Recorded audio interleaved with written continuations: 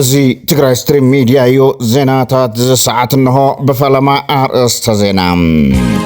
حوحات كاب ملا تقرأ زيز أوعتهم أولاتان دقفتان مقلعتهم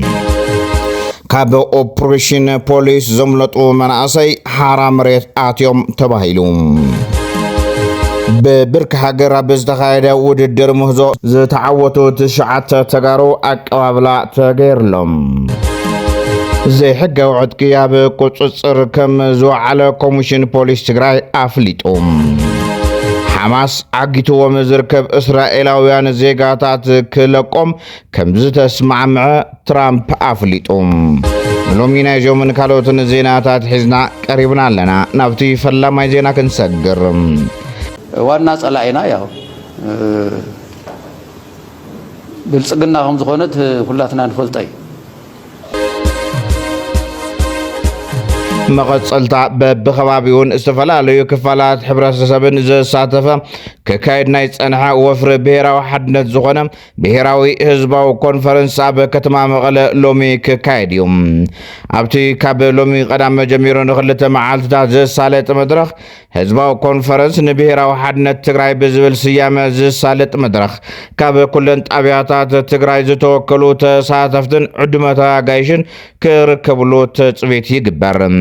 ካብ ሎሚ ቀዳም ጀሚሩ ኣብ ዘሳለጥ መድረኽ ህዝባዊ ኮንፈረንስ ንብሔራዊ ሓድነት ትግራይ ተሳተፍቲ ድማ ከከብ አንፈቱ በተሽከርከርቲ ተዓጅቦም ትማሊና በከተማ መቀለ አትዮም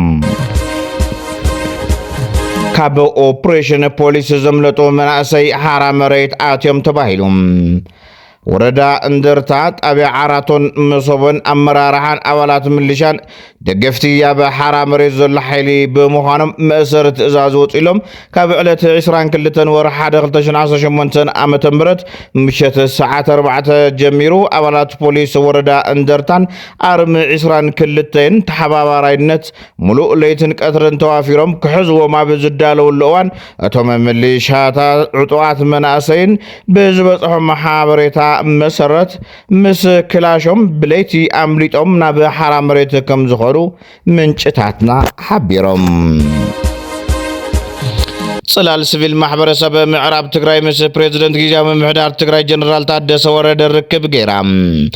ትርከብ ኣብ ሰለስተ ቀንዲ አጀንዳታት ዘተኮረ ኮይኑም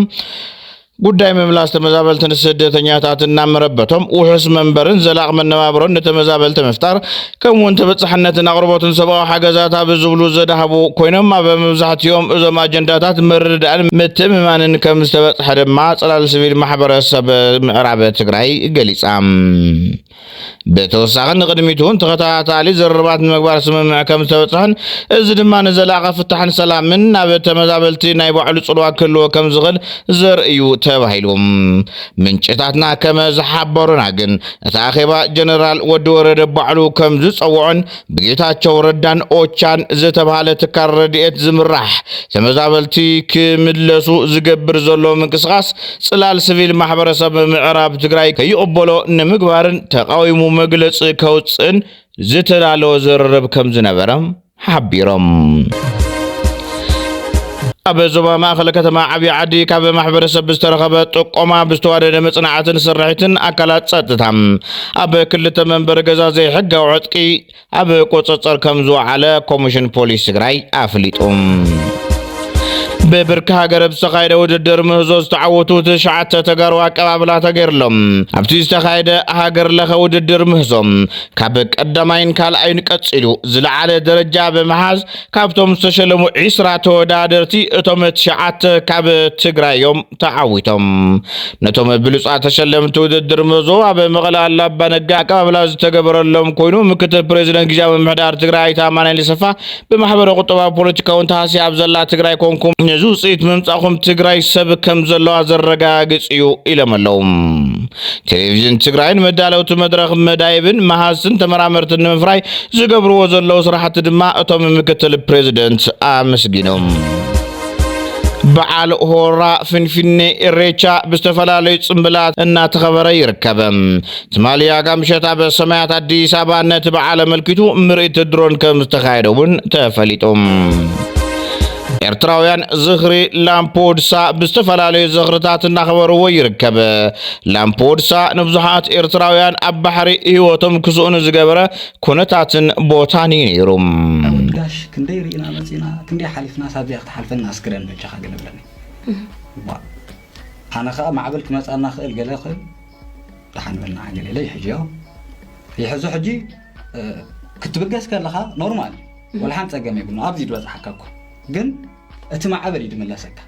እቲ ማዕበል ምስ ተመለሰኻ ይውሕጠካ ማለት እዩ ቁርብ ትብግስ ምሰበልና ማዕበል ውሒጥና ከም ገለለ ወፂና ብሓንሳ ከይድ ምስ በልና እውን ከይዱ እቲ ማዕበል ከም ዝዳበለ ሓፂር እያ ነይራ ብድሕሪ መፂ ማዕበል ይብልበልና ኣጋጣሚ ከዓ ክልተ ሰባት ነይሮም ሕጂ እኳ ስሞም ኩርስዕ ደልየ